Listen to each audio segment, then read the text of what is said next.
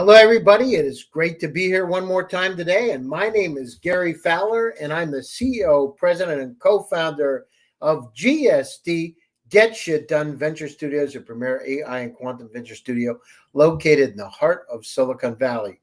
We believe that intellectual capacity is evenly spread around the world and opportunities are not. I've been involved in 17 startups and unicorns. I was on the original management team of Click Software, which was sold to Salesforce for $1.35 billion. And I'm also the co-founder of Eva.ai, an AI HR tech company. We love artificial intelligence and quantum computing, and we like making an impact and a difference in the world. And with that, I'd like to introduce my guest today, Kay Gruenwoldt. He enables awesome people growing digital business in Amsterdam, but he's got an incredible background. In fact, he's got the longest CV of anybody I've ever seen. I mean, it's a 12-pager from all the way from being a mechanical engineer and working with General Electric to where he is today, working with Walking Squid Advisory. So with that, Kay. Hey, Kay. Hey, Gary. How you doing? Good. So, how do you go from being a mechanical engineer, you got your Bachelor of Science in Engineering, your master's degree in engineering. How do you go? So you went to GE, right? So, but, you did that. You only did that for 2 years. You were doing R&D work and marketing support. How did you start to get into the entrepreneurial world? Where did that come about? Yeah, that's a wild story. Well, basically, during my studies, I met a bunch of people in the games industry back then, which was very small. In the mid 90s, there was not a lot of people working in it. And I was fascinated by that. And I did a bit of work with a Russian company actually back in the days, acquiring licenses. But the industry itself was And very those were many days ago now. It seems like a years long ago, huh? time ago. I mean, Yes. it's like yeah, we don't talk about those things anymore. It's like crazy how the world has changed. Yeah, definitely. But I was fascinated by the industry, but it was in its infancy, really, still back then. And I wanted to work for a company that knew what they're doing and was around for a very long time. GE was that, a global company as well, because I wanted to see the world. And that's how I, ended up at GE. But after about 2 years, I got tempted again by, this digital entertainment and games business, and I just couldn't resist, and I had to go back. So that's how that happened. So you were but that is that at Nico World? Is that where you came into Nico World? Was it after that? Yeah, no, exactly. A good friend of mine actually recruited me into that. It was a startup at the time financed by somebody that just had a very big exit during the internet craze in the 90s. So there was a lot of money there. And he had a crazy idea and needed some people that can make that happen. And yeah, it was a great opportunity. Okay, so you did that. You were there for a year, and then you went to Joe Wood Productions. Mhm. What made you decide to make that move? Well, like it sometimes happens with startups, they don't always work out, and that one in Hamburg didn't work out. So I needed to do something else, and there was this Austrian company that was really on the rise back then, Joe Wood, and they did publishing, they did development, they did all the things that were interesting, and they thought I'm a good addition. No, that sounds fantastic. So you did the Joe Wood thing, then Mhm. you moved over to were over to the manager of global developer programs. Mhm. Sound I mean, how was that? So you went from being an engineer to Mhm. being involved in global. How was the transition? I mean, just like I don't get it. It sounds interesting, but how did you Yeah. successfully do such a great jump? Well, I think my time at GE gave me all the tools that I'm still using some of them today to be a good manager and be a good leader. So that was really really helpful. And as with everybody, I think still to this day in the games industry, the rest of it is really just passion and, enjoying what you do, because you're making entertainment for a lot of other people, and you can also enjoy it yourself because everybody in the industry, I think, plays games. So that was relatively easy. But yeah, working for a small company like Nokia in the days certainly was very interesting because entertainment was not really their business. They made a lot of phones and sold, a million of them a day. And they decided to go into this games business, which was a fascinating journey. I have to say that, and I'm very grateful because Nokia enabled me to see the world and grow. It was awesome. No, that's great. And so Nokia wasn't very big at the time. Well, they were not in games, certainly not. The games business or business unit in Nokia was very small. Nokia itself, I think at the time when I joined, had about 150,000 people, so worldwide. So they were pretty big, and they were the number one in the mobile business, But hands not in down. the game stuff. They were small. You No. were the head of title. How did you get to be the head of title marketing for North America? Did you live in the U.S. or where were you located? um, I lived in Canada actually. We had multiple locations in North America, and I moved to Canada. Um, uh, I think in 2004, and we had a large office there that took care of publishing as well. There was a studio in San Francisco too, and a bunch of people there. Yeah. Oh, interesting. And did you like it? Did you like working with Nokia? How was it going from, doing Yeah. anything to working with Nokia? Was it interesting job? Yeah. Um, eh, Definitely. So definitely interesting, definitely eye-opening, and such a learning experience because I was not, involved in mobile before, and working for the market leader in devices, trying to break into the entertainment sector is was really really interesting. Mobile games at the time was a business already, but mostly independent studios selling their content to operators, and we really changed a lot of things there, changed the game, so to say, pun intended.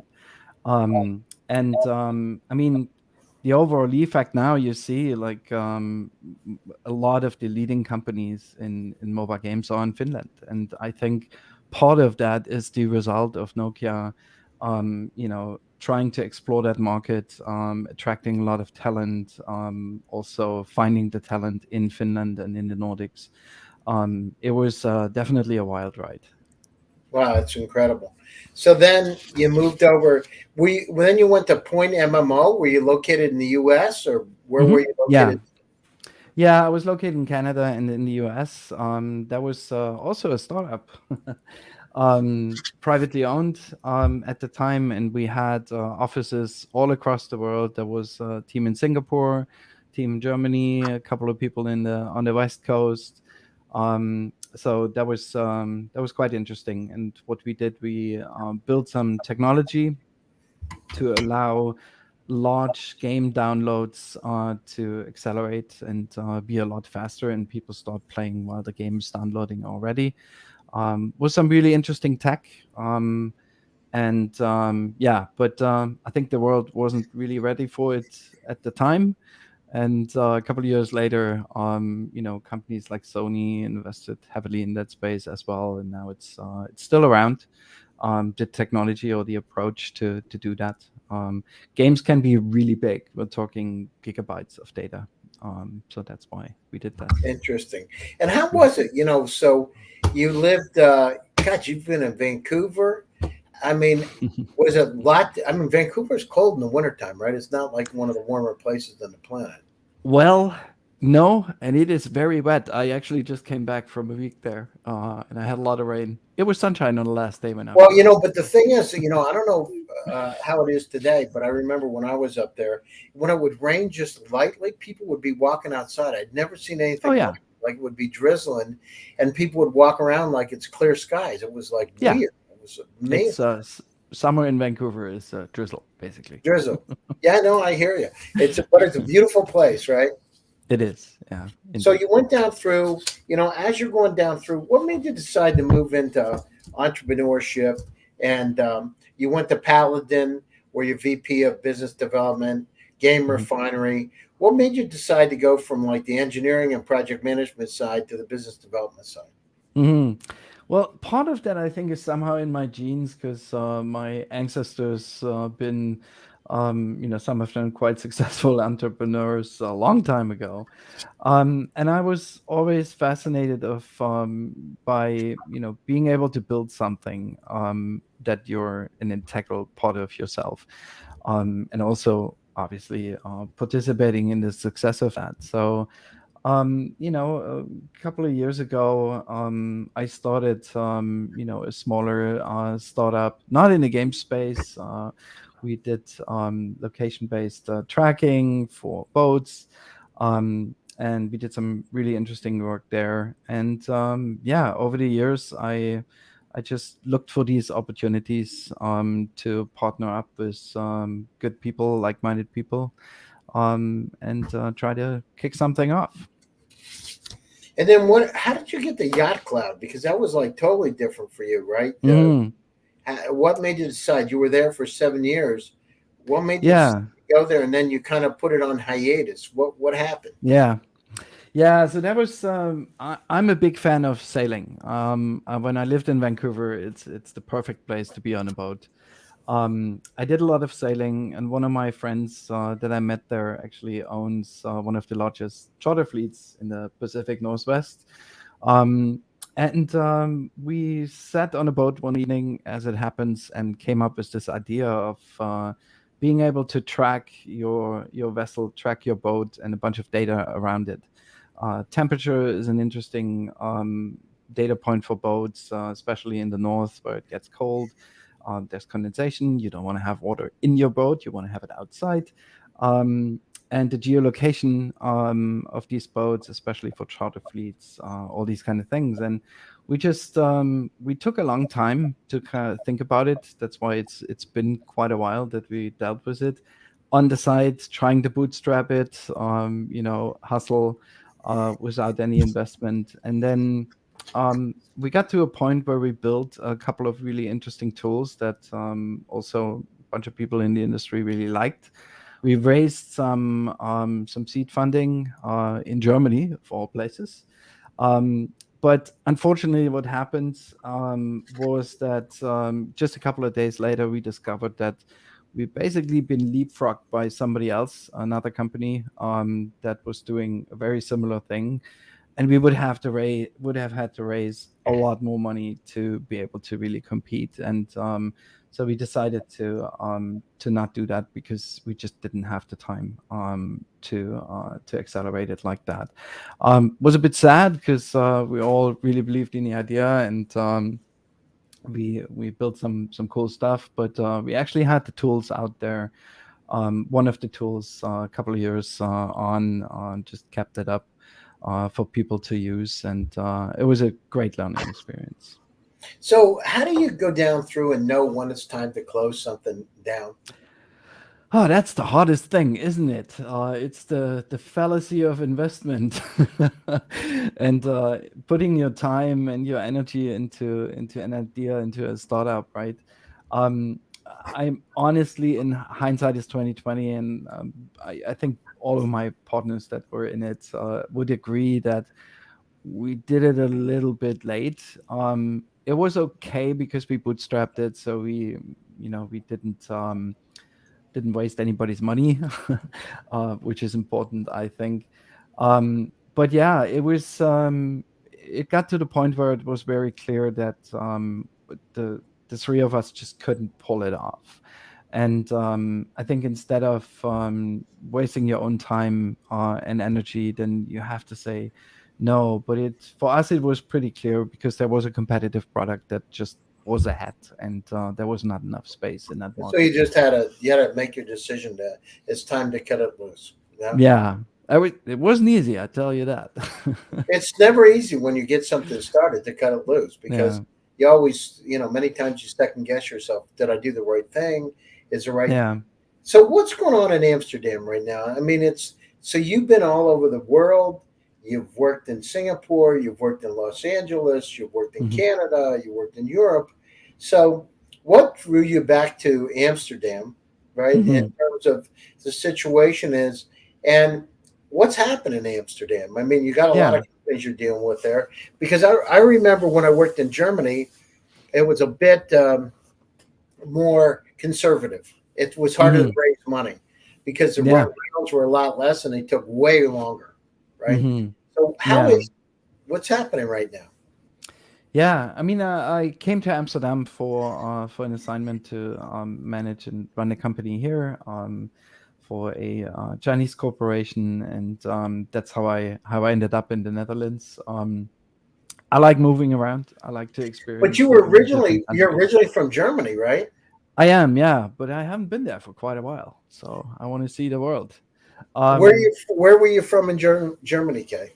I was born in very close to a city called Dresden, which is in the southeast. So behind the Iron Curtain on the wrong side, Well, however way that you must look have at been it. interesting growing up, huh? Yeah, interesting in many ways. Absolutely, yeah. I mean, if you think about it, we've seen so much history, right? Good and bad, over you know a lifetime. Seeing the Iron Curtain fall and the border between the two Germanys, and that's it's something for sure. Interesting. Yeah. Interesting. So tell me a little bit about what's happening with Walking Mhm. Squid Advisory. Yeah. So this entity is just my own setup. So when I do consulting, or also now more and more for my own little investment deals that I'm running as part of some angel syndicates that I'm a part of, mostly in the game space, but also I'm helping companies, quite a variety of companies that I'm working with. One of them is in food. They make delicious vegan cheese. They're very early at the beginning of their journey, and it's super interesting because it's also a complete different industry that I had no idea of before. And I like to take these chances to explore that. And Yeah, so quite the variety. And the name just came because I needed a catchy URL No, I many, like many that. years ago. That reminds me of I don't know, was it my kids used to watch SpongeBob SquarePants and Mr. Oh yeah, awesome Squid or show. whatever. Yeah, I remember like it just catches me. I remember when we were watching that. Yeah. Really interesting. What a nice name. It's beautiful. So, and Thank you. then you left Paladin Studios, and Hmm. so what's going on? You consider yourself a digital nomad, managing ventures in games. What do you want to do next? What are you going to do? That's a really good question. That's what I'm trying to figure out right now. So since February, I'm kind of trying to figure that out. But I decided I really want to take my time. As it happens over the years, you always end one assignment and then the next one starts. A week later, and it's really, really hard to find the time to, sit back, relax, and really figure out what you want. There's a lot going on in the world right now. We all know that. So I think it's a great time to actually do that. Um, I was more busy than I wanted to. I've been helping with an M&A deal in games over the last couple of months. So that takes a lot of time and energy. And I've been just working with the startups that I mentor, and just trying to help them out as much as I could when I not have a job, so to say. And Yeah, I think there's a couple of things that I'm thinking about doing, but it's probably going to be in games because that's what I'm doing since a very long time. And that's not going to let me go anytime soon. I don't think so. But Yeah. You ask what's going on in Amsterdam. Well, a lot, I think. You mentioned Germany, and I know a little bit about Germany. I was born there, didn't live there for a long time, but obviously I have my roots there. But I think Amsterdam is really, really good for startups, for entrepreneurs. The Dutch used to be a trading nation for hundreds of years, very business oriented. So there's a bunch of unicorns now in the Netherlands as well that developed over the last years, and I think it's a great place to be an entrepreneur or work with entrepreneurs and look for the next cool thing to grow. Well, there are a lot of cool things out there, Kay. A lot of cool things, right? Hmm. And this world, there's so many opportunities. We've got 1.4 billion people in Africa in 54 countries. We've Hmm. got 1.2 billion people in India, an incredible amount of growth all over Europe. And we Yeah. can see the democratization of opportunities. You're right. We do have a lot of struggles in a lot of places on the planet. And, our heart Hmm. goes out to people in the Ukraine that are having such a tragic situation, Yeah. and half my wife's family is located there directly, and and yet they're resilient and they're moving forward. So we got to figure out how we can make the world a better place and work together rather than pull it apart. Yeah. So into that. So closing thoughts, and how do people get a hold of you, Kay? Let's say there's some companies Um, that could be interested. How do they get a hold of you? Yeah, walkingsquid.com is a good place. I'm on LinkedIn. Always happy to talk, to chat. These are two good places. LinkedIn is a great tool, and definitely find me there. Sounds great. And what do you think is going to happen over the next year in terms of technology companies that are located in Amsterdam? What's going to happen? Mhm. I think the business is going to grow. I mean, we're seeing a lot of stuff happening. I just attended a startup event, also dedicated to Ukraine, which was really interesting. Talked to a bunch of people there. The Netherlands is open for business for sure. There is a lot of talent there. Fintech is really big in the city. There's a couple of companies that are very active there and also with massive success. The games industry is growing here for sure. There's a lot going on. I don't see this going back. The Netherlands as a place to live and as a destination is very attractive. So I think we're going to be okay here. No, it's a beautiful place. It's a great place. Well, I want to Mhm. thank you for taking time out of your busy schedule to join us today for the show. It's really appreciated. You're a credible entrepreneur and investor, and have done from going from being a mechanical engineer to running these gaming companies and CEO of Paladin, and then Walking Squid is just incredible. So, congratulations, and the companies out there. Kay, reach out to Kay. He's got a lot of experience and advice, can help you out a lot. My name is Gary Fowler, and I'm the host of GSD Presents Get Shit Done Venture Studios. And today our guest was Kay, and he's an incredible guy. Reach out to him. Stay happy, stay safe, and stay healthy. See you again on Thursday for another exciting edition of GSD Presents. Take care of yourself, Kay. It's good seeing you. Thank you so much, Gary. Really appreciate it. Bye bye. Bye.